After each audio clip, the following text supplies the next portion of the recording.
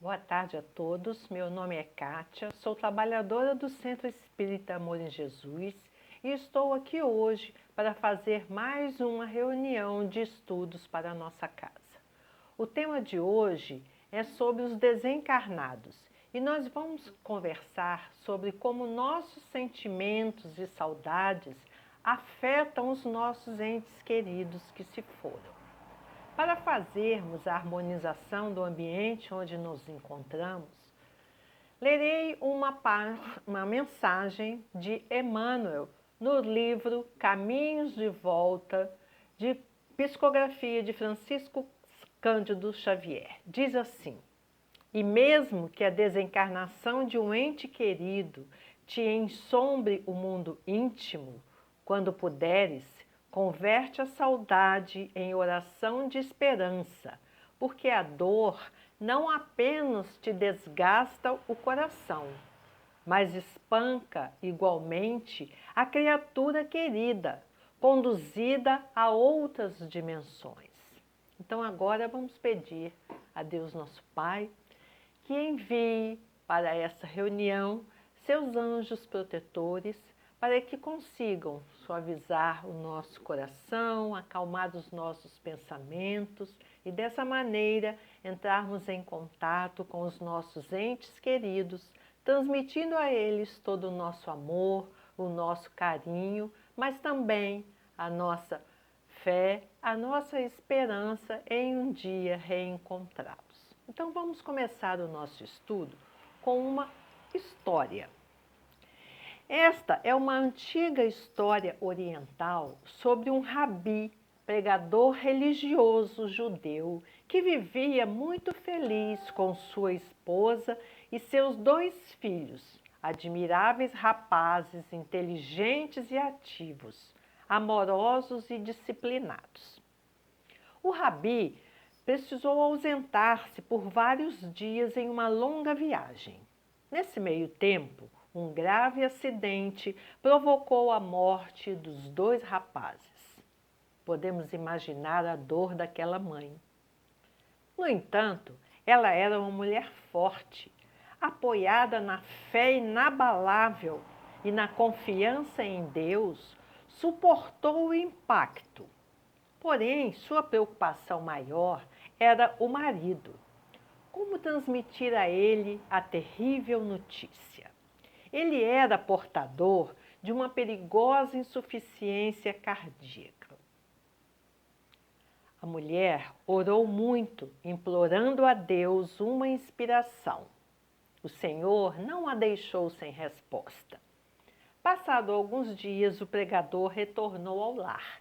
Chegou à tarde, cansado, após longa viagem, mas muito feliz.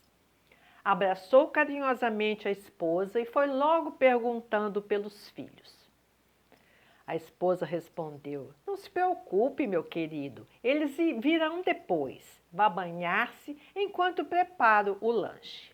Pouco depois, sentados à mesa, conversando amigavelmente, o rabi tornou a perguntar a esposa pelos filhos. E os meninos? Estão demorando. Deixe os filhos, quero que você me ajude a resolver grave problema. O que aconteceu? Notei que você está abatida. Fale, resolveremos juntos com a ajuda de Deus. Quando você viajou, um amigo nosso procurou-me e confiou à minha guarda 2 joias de incalculável valor. São extraordinariamente preciosas. Nunca vi nada igual. O problema é esse. Ele vem buscá-las e não estou com disposição para efetuar a devolução. Que isso, mulher? Estou estranhando seu comportamento. Você nunca cultivou vaidades? É que jamais vira joias assim. São divinas, maravilhosas, mas não lhe pertencem. Não consigo aceitar a perspectiva de perdê-las. Ninguém perde o que não possui. Retê-las equivaleria a roubo. Ajude-me, disse a esposa. Claro que o farei. Iremos juntos devolvê-las hoje mesmo. Pois bem, meu querido, seja feita a sua vontade. O tesouro será devolvido. Na verdade, isso já foi feito. As joias eram nossos filhos. Deus nos concedeu por empréstimo à nossa guarda e veio buscá-los. O rabi compreendeu a mensagem e, embora experimentando a angústia que aquela separação lhe impunha, superou reações mais fortes, passíveis de prejudicá-lo. Marido e mulher abraçaram-se emocionados, misturando lágrimas que se derramavam por suas faces mansamente, sem burburinhos de revolta ou desespero, e pronunciaram, os dois juntos, as santas palavras de Jó. Deus deu, Deus tirou. Bendito seja o seu santo nome. Essa história está no livro Quem Tem Medo da Morte, de Richard Simonetti. E nós, como nos comportamos quando temos que devolver aquelas joias preciosas que ficaram ao nosso lado por um espaço de tempo? Como ficamos quando os nossos entes amados se vão? Nós ficamos tristes, isso é um fato. Muitos são os sintomas que podem ser vivenciados profundamente por cada um de nós. A saudade bate, arrependimentos se fazem presentes, a culpa por atitudes impensadas martela o nosso coração. Na maioria das vezes sentimos um vazio em nossas vidas que a cada dia nos faz lembrar que alguém deixou de estar conosco. Então nós sofremos. Sofremos pouco, sofremos muito, sofremos bastante, depende de cada um de nós. E os nossos entes queridos que se foram, sentem-se afetados por esses sentimentos? Em nosso egoísmo, pensamos que somente nós sentimos saudade. Esquecemos que não existe morte e que do outro lado da vida, aqueles que são alvo da nossa saudade também a sentem com a mesma intensidade. A palavra saudade só existe na língua portuguesa e sua origem vem do latim solitas, que significa solidão. E são realmente dois sentimentos que se confundem: saudade, solidão. Se não sentíssemos saudades, não estaríamos dando devido valor, a devida importância àquela pessoa que passou pela nossa vida. Para o bem de todos os que ficam e os que partem, cabe somente a nós avaliar se a saudade cabe mesmo toda no nosso coração ou haverá saudade em demasia.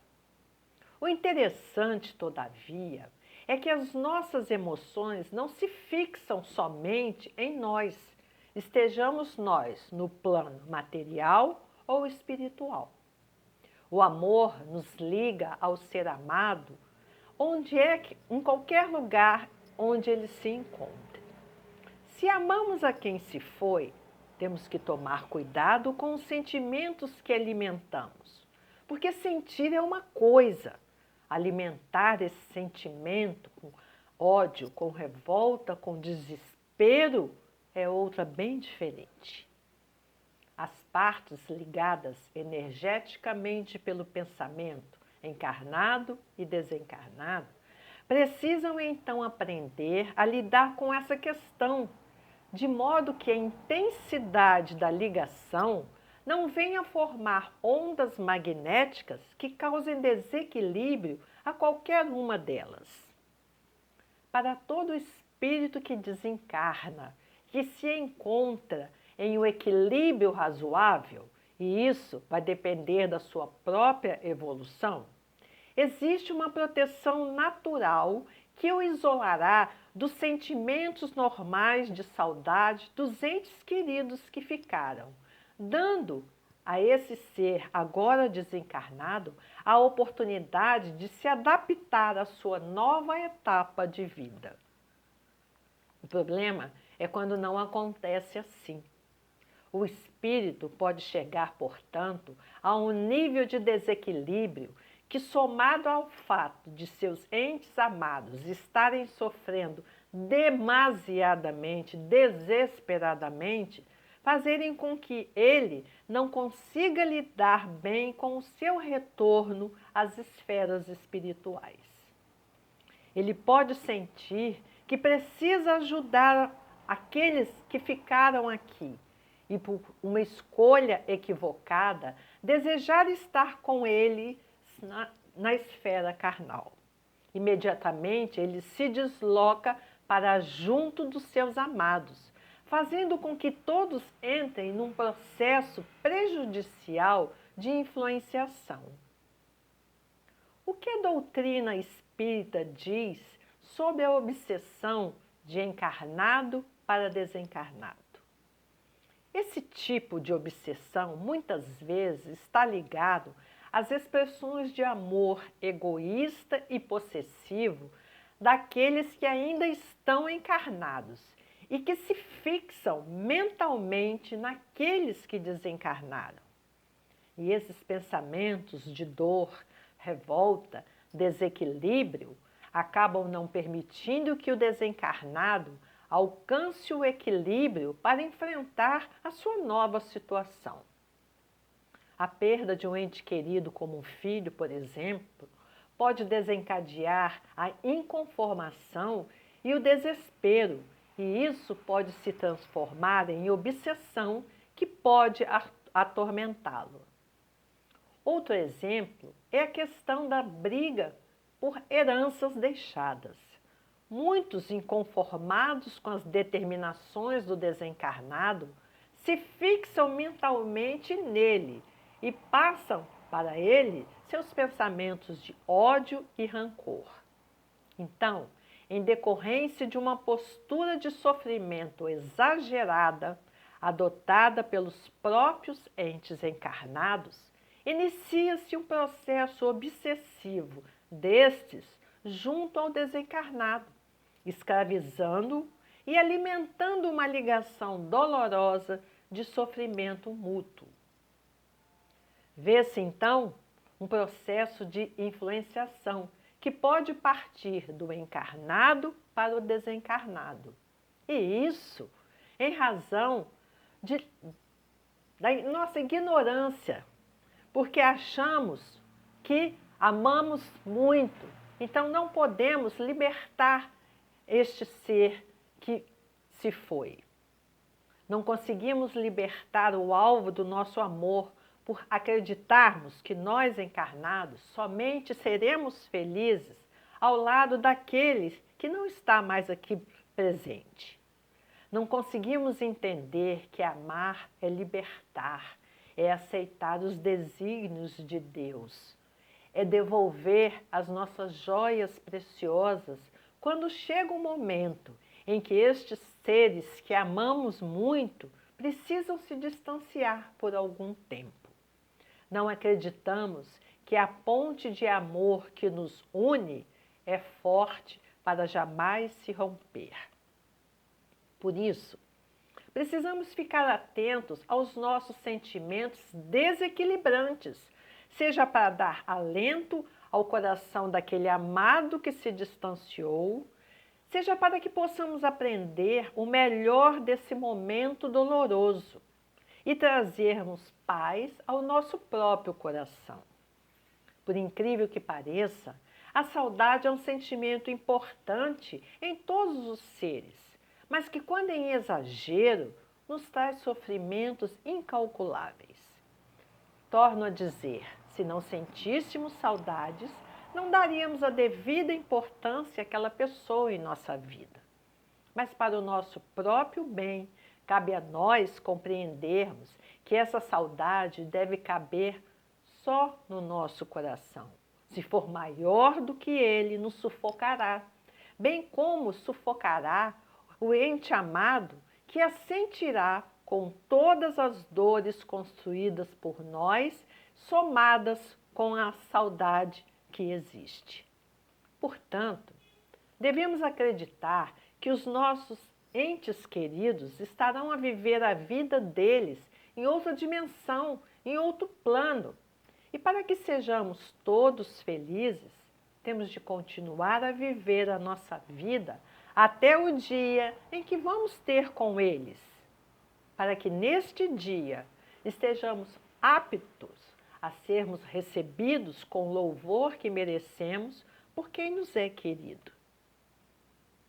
E como estão os nossos entes queridos no plano espiritual? Lá no plano espiritual, na verdadeira pátria, no verdadeiro lar, eles são amparados e auxiliados para que se mantenham em atividades salutares, de modo que possam compreender que é preciso progredir. Eles estudam, participam de palestras e, quando possível, desenvolvem tarefas, de maneira que possam colocar em prática ações de ajuda ao próximo e de aprimoramento moral. Quando estão devidamente equilibrados, são conduzidos para reverem seus amores. É justo buscarmos a comunicação com os espíritos desencarnados como forma de aliviar nossas saudades e angústias? A possibilidade da comunicação com o ser querido leva muitas pessoas a desejarem a todo custo uma mensagem, uma palavra que possa proporcionar-lhes a aceitação do ocorrido e que lhes diminua a dor da enorme saudade que sentem. No entanto, é necessário se precaver contra a urgência desenfreada de se obter essa comunicação, principalmente quando a desencarnação é recente. Nesse caso, sabemos que essa comunicação não é possível, não é impossível, desculpe, mas não é recomendada, porque, e isso é natural e previsível, para todos os recém-desencarnados há um período de adaptação do espírito à sua nova realidade.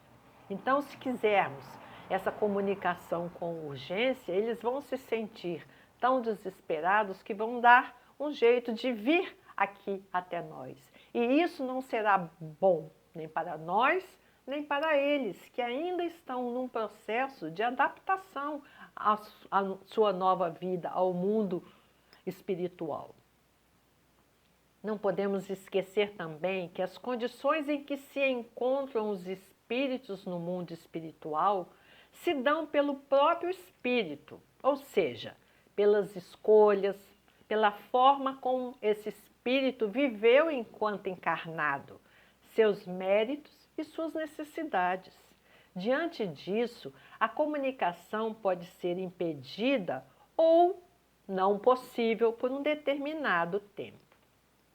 E também temos que entender que as comunicações são acompanhadas de uma necessidade, de uma utilidade. Temos que entender que o mundo espiritual não está para nos servir a qualquer hora, para saciar desejos desenfreados.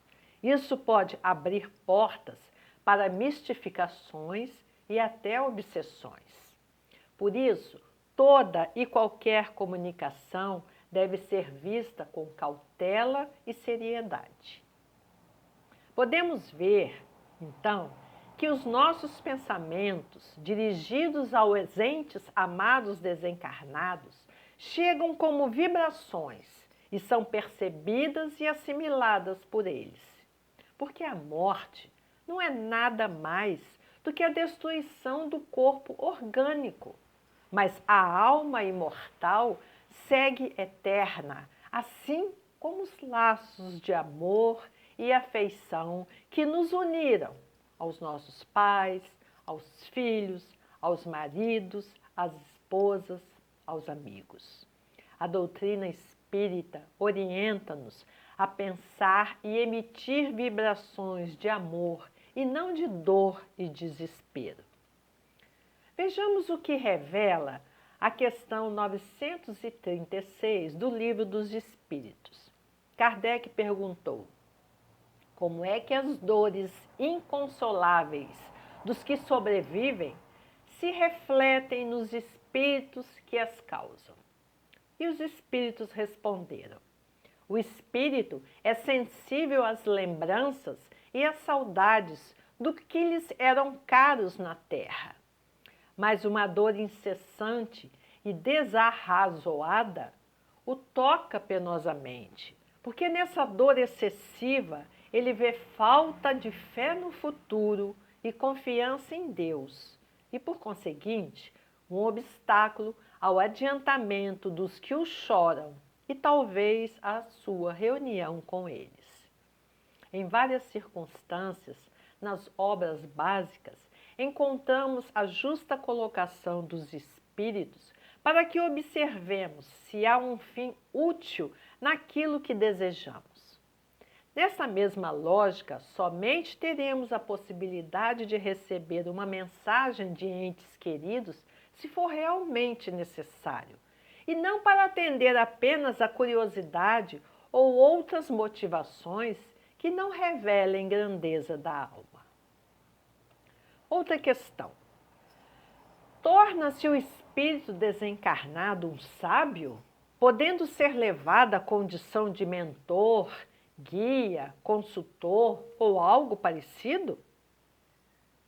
Embora possamos receber ajuda espiritual em relação às questões materiais, não devemos esperar dos espíritos o que temos possibilidade de obter através do estudo, da oração e do trabalho. Pois, como escreveu Kardec, a ciência é obra do gênio. Só pelo trabalho deve ser adquirida, pois só pelo trabalho é que o homem se adianta no seu caminho. Então, não podemos esperar que os amigos espirituais venham fazer o que nos compete na obra do nosso aprimoramento individual e o coletivo. Não farão nada que contrarie as leis divinas e naturais. No entanto, esses obreiros do invisível, de forma anônima, operam verdadeiros prodígios, utilizando as mãos operosas dos que se dispõem a servir. Acreditemos que somos capazes de viver a vida com a lembrança saudosa dos nossos entes queridos. Assim, estaremos construindo um futuro de felicidade para nós e para eles, dando-nos a condição de, quando chegar a nossa vez de viajar para o outro lado, estejamos aptos para sermos recebidos com louvor por estes seres tão amados. Uma coisa a ser evitada nos momentos de saudade é justamente pensar nela. Antes de deprimir-se, é melhor se manter ocupado com coisas úteis. Não há um monte de coisas que deixamos para fazer quando tivermos tempo?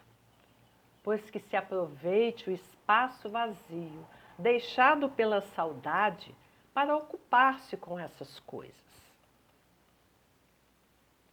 Não permitamos assim que a saudade se converta em motivo de angústia e opressão. Usemos os filtros da confiança e da fé, dulcificando-a com a compreensão de que as ligações afetivas não se encerram na sepultura. O amor, essência da vida, estende-se indestrutível às moradas do infinito, ponte sublime que sustenta, indelével, a comunhão entre a terra e o céu. Há, pois, dois motivos para não cultivarmos a tristeza. Sentimos saudade, não estamos mortos. nossos amados não estão mortos, sentem saudade. E se formos capazes de orar contritos e serenos, nesses momentos de evocação, orvalhando as flores da saudade com a bênção da esperança, sentiremos a presença deles entre nós, envolvendo suavemente nossos corações, com cariciosos perfumes de alegria e paz. Essa mensagem, também do Richard Simonetti, encontra-se também no livro Quem Tem Medo da Morte. Então, que nós possamos